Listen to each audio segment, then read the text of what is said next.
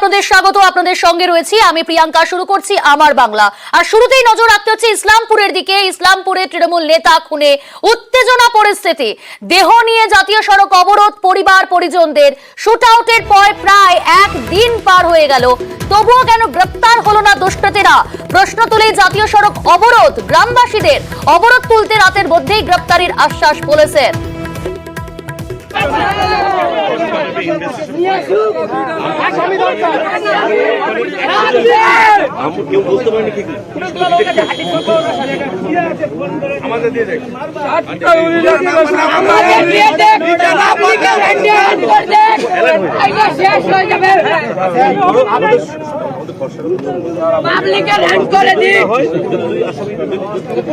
আমাদের সঙ্গে রয়েছে সরাসরি পার্থপ্রতিম। পার্থপ্রতিম, দেহ নিয়ে আসতেই উত্তেজনা ছড়ায় আরো, এবং শুধু তাই নয়, জাতীয় সড়ক পর্যন্ত অবরোধ করা হয়।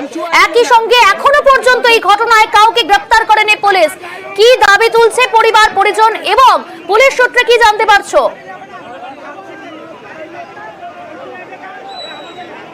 দেখো, সেই অভিযোগেই কিন্তু পথ অবরোধ করে যে জাতীয় সড়ক অবরোধ করে স্থানীয় তাদের গ্রামবাসীরা এবং তৃণমূলের কর্মী সমর্থকরা। প্রায় 40 মিনিটের বেশি সময় ধরে অবরোধ চলে। খানিকক্ষণ আগে, মিনিট খানেক আগে কিন্তু সেই অবরোধ উঠলো। পুলিশ আশ্বাস দিয়েছে যারা এই ঘটনার সঙ্গে জড়িত, অর্থাৎ গতকাল যে 3 দুষ্কৃতী এসে এই হামলা চালিয়েছে, তাদেরকে চিহ্নিত করা হয়েছে এবং তাদেরকে রাতের মধ্যে গ্রেপ্তার করা হবে, এমনটাই নাকি আশ্বাস দিয়েছে পুলিশ। এবং সেই আশ্বাসেই কিন্তু আপাতত অবরোধ প্রত্যাহার করে নিল আন্দোলনকারীরা। যদি না রাতের মধ্যে আবারও যদি গ্রেপ্তার না হয় দুষ্কৃতীরা, তাহলে কিন্তু কাল সকাল থেকেই কিন্তু তারা আন্দোলনে নামবে, সাফ হুঁশিয়ারি দিয়েছেন। এমনকি যে তৃণমূলের যে এই উত্তর দিনাজপুরের জেলা সভাপতি কানাইলাল আগরওয়াল তিনি আসেন, তিনি কথা বলেন পুলিশের সঙ্গে এবং তিনিও জানিয়ে দেন যদি রাতের মধ্যে দুষ্কৃতীদের গ্রেপ্তার করা না হয়, তাহলে কাল সকাল থেকে আবার পথে নামবে তারা। এবং আমরা জানি যে গতকালই কিন্তু এই ঘটনা ঘটেছে। প্রায় 24 ঘন্টার মুখে কিন্তু এখনও দুষ্কৃতীদের গ্রেপ্তার করতে পারেনি। বেশ কয়েকজনকে আটক করে পুলিশ জেরা চালালো। এখনও কি ক্লু সেটাও কিন্তু পুলিশের কাছে ধোঁয়াশা।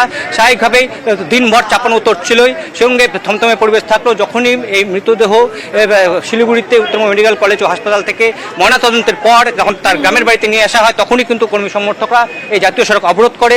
প্রায় 40 মিনিটের বেশি সময় ধরে অবরোধ চলে। পুলিশের শীর্ষকর্তারা ঘটনাস্থলে আসে এবং তারা আশ্বাস দেন যে রাতের মধ্যেই দুষ্কৃতীদের গ্রেপ্তার করা হবে। যদি এই রাতের মধ্যে দুষ্কৃতীদের গ্রেপ্তার করা না হয়, তাহলে কাল সকাল 6টার থেকে তারা যে আবার রাস্তায় নামবে সেই হুঁশিয়ারি কিন্তু দিয়ে গেলেন তৃণমূল কর্মী সমর্থকরা। এমনকি জেলা তৃণমূল আশ্বাস পাওয়ার পরই এই অবরোধ তুলে নেয় পরিবার পরিজন, স্থানীয়রা। ধন্যবাদ পার্থপ্রতিম। আপনাদের শোনাবো কানাইলাল আগরওয়াল, তিনি কি বলছেন তৃণমূল জেলা সভাপতি, তার কি প্রতিক্রিয়া পেয়েছি আমরা, শুনুন আপনারা। সারা রাত এরা ইনভেস্টিগেশন করেছেন, কেসটা ডিটেকশন হয়ে গেছে। আমাকে যেটা কথা দিয়েছেন, আসামি যে আছে সে বসে থাকবে না, কিন্তু যখনই কেসটা ডিটেক্ট হয়েছে তখন তো তাদের ওয়েরাবলসটাও ডিটেক্ট হয়েছে। ওনারা কোথায় থাকেন, কি করেন, ও তো সব জানা যাবে। তৃণমূল কর্মীরা, স্থানীয়রা সিবিআই তদন্তের দাবি জানাচ্ছেন। ঠিক আছে, ওটা ঠিক আছে। যদি ইনভেস্টিগেশন যদি আমরা অ্যারেস্ট না হয়, তাহলে তদন্ত দাবি ঠিকই আছে। আর যদি অ্যারেস্ট হয়ে গেল, উদ্দেশ্য হলো অ্যারেস্ট করা না, উদ্দেশ্য এটা হলো না যে কে তদন্ত করছে। জাতীয় সড়কের পাশের ধাবা, সেখানেই রাতে শুট আউট। তৃণমূল নেতাকে গুলি করে খুন। গুলিবিদ্ধ আর এক তৃণমূল নেতা। নিহত তৃণমূল নেতার স্ত্রী পঞ্চায়েত সমিতির সদস্য, আর জখম নেতার স্ত্রী গ্রাম পঞ্চায়েতের প্রধান। আর এই নিয়েই উত্তর দিনাজপুরের ইসলামপুরে জোর শোরগোল।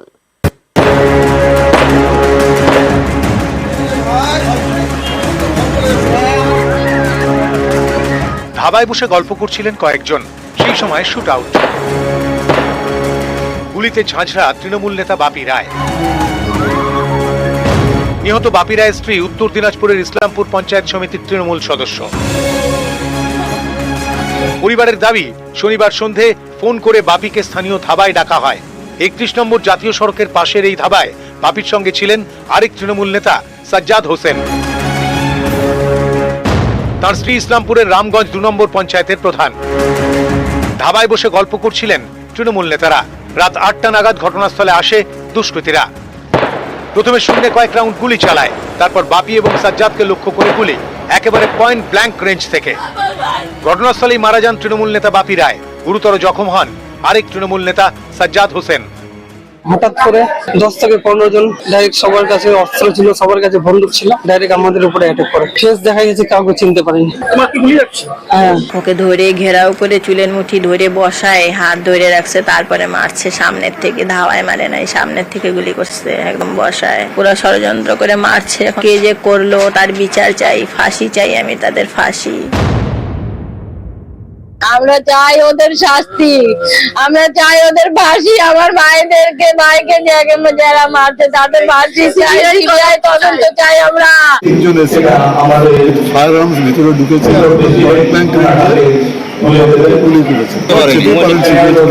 আমাদের তাড়াতাড়ি তদন্ত আছে, তারা এই ঘটনার সঙ্গে জড়িত, কেন এই ঘটনার সঙ্গে জড়িত। স্থানীয়দের দাবি, বাপি রায় জমির দালালি করতেন।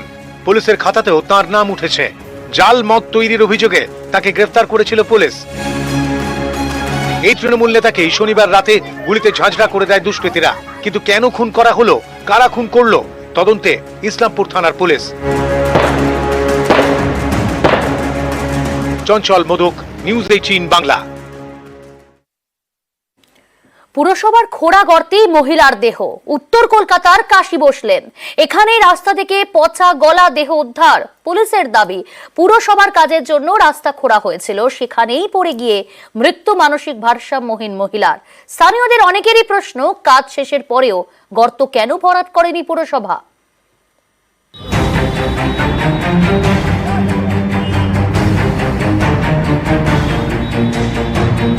কাশী বসলেন উত্তর কলকাতার ব্যস্ত এলাকা।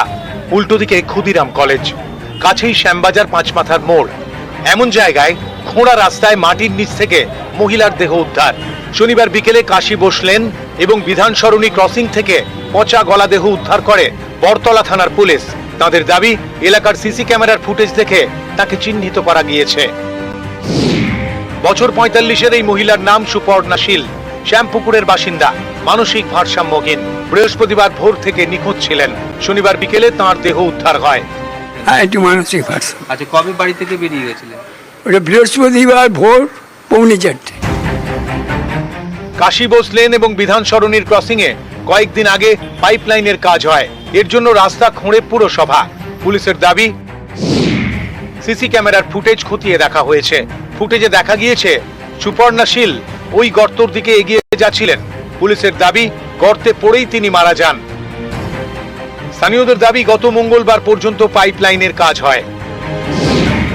তাহলে এতদিনে কেন পুরসভা গর্ত ভরাট করলো না? গর্ত ঠিকমতো ভরাট করলে কি এভাবে কারো প্রাণ যেত?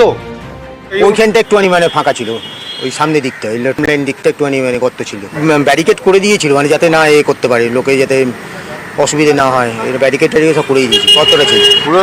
যদি প্যাকটা হয়ে যেত, যেরকম কাজ হয়ে গেলে বন্ধ করে দেয়, সেটা যদি হয়ে যেত তাহলে এই জিনিসটা হতো না। 10 ফুটে আমার থেকে আরো ভেতরে, এবার তো দড়ি দিয়ে বাঁধে তুললো তো।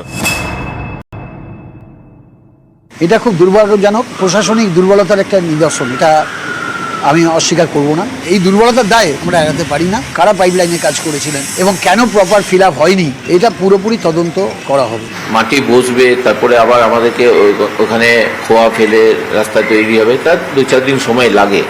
এখানে আমার মনে হয় না কোনো গাফিলতি হয়েছে, যার ফলে এই ঘটনাটা ঘটেছে। এটা সম্পূর্ণভাবে সেই মহিলা, ভারসাম্যহীন মহিলা, যিনি উৎসুক হয়ে দেখতে গিয়ে হয়তো পিছলে পড়েছে। মানসিক ভারসাম্যহীন, মাঝে মধ্যেই বাড়ি থেকে বেরিয়ে যেতেন, আবার ফিরেও আসতেন। এবারও হয়তো তেমনই হবে ভেবেছিলেন সুপর্ণার পরিবার, তাই মিসিং ডায়েরিও করেনি তারা। কিন্তু এবার আর সুপর্ণা ঘরে ফিরলেন না, মিলল তাঁর দেহ। সুপর্ণার পরিবার থানায় কোনো অভিযোগ করেনি। কাউন্সিলর যদি অস্বীকার করছেন গোটা বিষয়টা, কাউন্সিলর যদিও মানসিক ভারসাম্যহীন ওই মহিলার দিকেই আঙ্গুল তুলছেন, তবুও কোথাও গিয়ে নজরদারির অভাবেই একজন জীবন হারালো বলে মনে করছেন পরিবারের লোকেরা থেকে, তার পাশাপাশি এই এলাকার স্থানীয় বাসিন্দারা। ক্যামেরায় মনোজ কুমারের সঙ্গে সান্নিক ঘোষ, নিউজ 18 বাংলা, কলকাতা।